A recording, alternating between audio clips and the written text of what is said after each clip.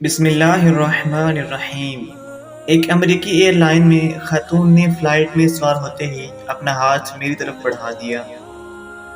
میں نے کتاب بند کی اور اس کے ساتھ گرم جوشی سے ہاتھ ملایا۔ خاتون بزرگ تھیں، جبکہ عمر 60 اور 70 کے درمیان ہوگی۔ وہ شکل سے پڑھی لکھی اور سمجھدار بھی معلوم ہوتی تھیں۔ انہوں نے کتاب کی طرف اشارہ کر کے پوچھا، کیا یہ عربی کی کتاب ہے؟ میں نے مسکرا کر جواب دیا، جی نہیں، یہ اردو زبان کی کتاب ہے۔ وہ مسکرائیں، اپنا ہاتھ دوبارہ میری طرف بڑھایا، ملایا اور دیر تک جھلا کر بولیں، تو پاکستانی ہو؟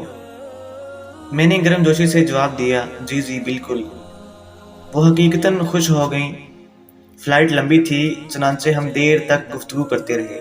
پتہ چلا کہ وہ امریکی ہیں، تاریخ کی استاد ہیں۔ وہ طالب علموں کو عالمی تنازع پڑھاتی ہیں، چنانچہ وہ مسئلہ کشمیر سے بھی اچھی طرح واقف تھیں۔ وہ قائد اعظم محمد علی جناح اور مہاتما گاندھی دونوں سے بہت متاثر تھیں۔ انہوں نے مجھ سے پوچھا، کیا تم نے گاندھی کو پڑھا ہے؟ میں نے جواب دیا، جی ہاں، میں نے گاندھی کی آٹو بایوگرافی بھی پڑھی ہے اور ان کے ساتھ سماجی گناہوں کا مطالعہ بھی کیا ہے۔ اس نے مجھ سے گاندھی کے ساتھ سماجی گناہوں کے بارے میں پوچھا۔ میں نے عرض کیا، پوپ گریگوری اول نے 950 میں 7 خوفناک گناہوں کی فہرست جاری کی تھی۔ ان کا کہنا تھا کہ انسان کو 7 گناہ ہوس، بسیارخوری، لالچ، کاہلی، شدید غصہ، حسد اور تکبر ہلاک کر دیتے ہیں۔ انسان اگر ان 7 گناہوں پر قابو پا لے تو یہ شاید بھرپور اور مطمئن زندگی گزار سکتا ہے۔ گاندھی جی نے پوپ گریگوری کے 7 گناہوں کی فہرست سے متاثر ہو کر 1925 میں 7 سماجی گناہوں کی فہرست جاری کی تھی۔ ان کا کہنا تھا، جب تک کوئی معاشرہ ان 7 گناہوں پر قابو نہیں پاتا، وہ معاشرہ اس وقت تک معاشرہ نہیں بنتا۔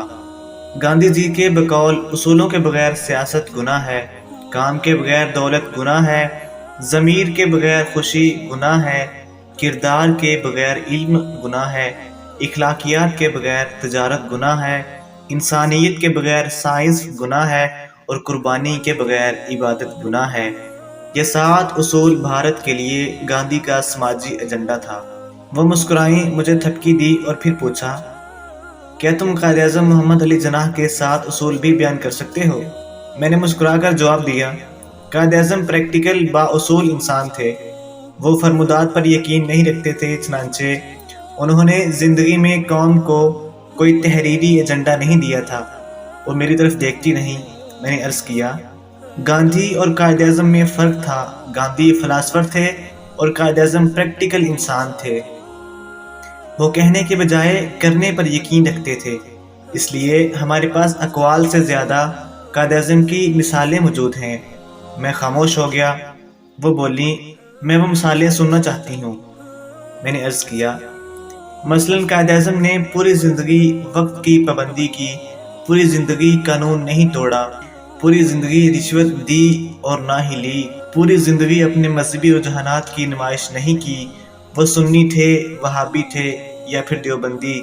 قائد اعظم نے پوری زندگی کسی کو کانوں کان خبر نہیں ہونے دی، پوری زندگی وعدے کی پابندی کی۔ انہوں نے کوئی سمجھوتا کبھی نہیں کیا، پروٹوکول نہیں لیا، سرکاری رقم نہیں کھائی، ٹیکس نہیں بچایا، آمدنی نہیں چھپائی، اصولوں پر سمجھوتا کبھی نہیں کیا، کسی کا حق نہیں مارا اور پوری زندگی کسی شخص کے ساتھ بدتمیزی نہیں کی۔ وہ مسکرا کر بولیں، ویل ڈن، آپ ٹھیک کہہ رہے ہیں۔ وہ واقعی بہت شاندار انسان تھے، میں ان سے بہت انسپائر ہوں۔ وہ رکی اور پھر آہستہ سے بولی، میں اگر آپ سے مزید سوال پوچھوں تو کیا آپ مائنڈ تو نہیں کریں گے؟ میں نے مسکرا کر جواب دیا، نہیں، ضرور پوچھیں، میں حاضر ہوں۔ وہ بولیں، کیا آپ قائد اعظم سے محبت کرتے ہیں؟ میں نے فوراً جواب دیا، جی، دل و جان سے۔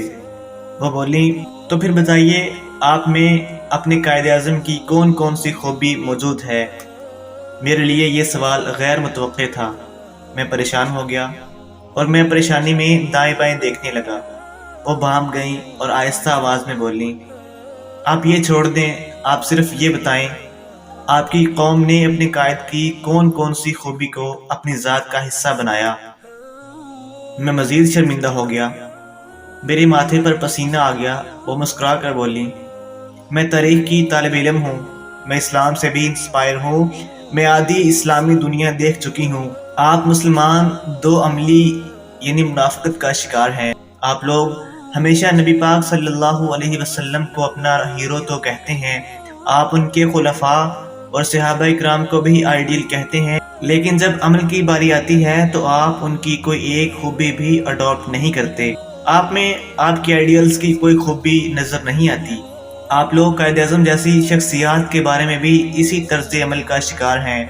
آپ نے قائد اعظم کو نوٹ پر چھاپ دیا، آپ ہر فورم پر ان کی عزت بھی کرتے ہیں اور آپ ان کے لیے لڑنے مرنے کے لیے بھی تیار ہو جاتے ہیں، لیکن جب ان جیسا بننے کی باری آتی ہے تو آپ دائیں بائیں دیکھنے لگتے ہیں۔ چنانچہ میرا مشورہ ہے، آپ اگر اسلام پھیلانا چاہتے ہیں تو آپ رسول اللہ صلی اللہ علیہ وسلم جیسی عادتیں اپنا لیں، اور آپ اگر پاکستان کو ترقی یافتہ دیکھنا چاہتے ہیں تو قائد اعظم کے اصولوں پر عمل شروع کر دیں، آپ کا ملک یورپ سے بھی آگے نکل جائے گا۔ وہ رکی اور نرم آواز میں بولی، میں اپنی ہر پہلی کلاس میں طالب علموں سے ان کی آئیڈیلز کے بارے میں پوچھتی ہوں۔ یہ جب اپنے آئیڈیلز بتا دیتے ہیں تو پھر میں ان سے پوچھتی ہوں، آپ وہ خوبیاں گنوائیں جو آپ نے اپنے آئیڈیل سے متاثر ہو کر اپنی زندگی میں شامل کی۔ زیادہ تر طالب علموں کا رد عمل آپ جیسا ہی ہوتا ہے۔ میں پھر آپ کو بتاتی ہوں، میں اس وقت تک آپ کے آئیڈیل کو آئیڈیل نہیں مانوں گی جب تک آپ کی زندگی میں ان کی کوئی ایک جھلک نظر نہیں آتی۔ آپ اگر دل سے اپنے آئیڈیلز کو اپنا آئیڈیل سمجھتے ہیں تو پھر آپ میں ان کی عادتیں بھی موجود ہونی چاہیے، ورنہ آپ منافق ہیں، اور میں نے زندگی میں کسی منافق کو کبھی مطمئن اور اچھی زندگی گزارتے نہیں دیکھا۔ ویڈیو پسند آئے تو لائک اور چینل کو سبسکرائب ضرور کریں۔ کمنٹ سیکشن میں اپنی رائے کا اظہار بھی کر سکتے ہیں۔